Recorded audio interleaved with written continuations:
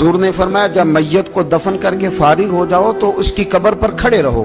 खुद हुजूर भी कब्र पर खड़े रहते दफन करने के बाद और फरमाते इसके साबित कदम रहने की दुआ करो, इसलिए कि अब इससे सवालों जवाब होंगे, अब फरिश्ते इसकी कब्र में आएंगे, अब इससे पूछेंगे, अब इसके साथ वो इम्तिहान होगा, तो इसके लिए दुआ करो, कब्र पे खड़े होके दुआ मांगो।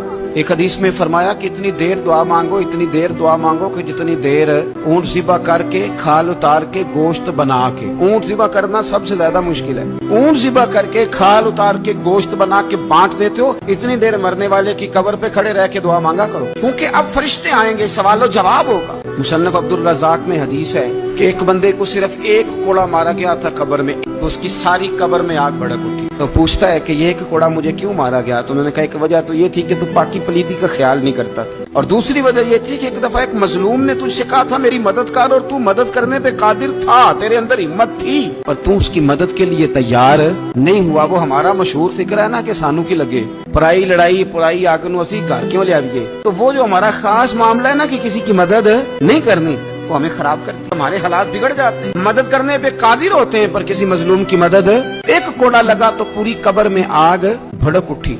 अज़ाब कब्र से अल्लाह की पनाह मांगी जाए, डरा जाए और आखिरत के लिए कब्र के लिए तैयार। कुरान मजीद ने कहा वैज़ल कुबूर बुस्सिरत, जब कब्रें कुरेदी जाएंगी ना, अलिमत नफ्सुम मा क़द्दमत व अख़रत, फिर हर जान जान लेगी कि उसने आगे क्या भेजा और पीछे क्या छोड़ा।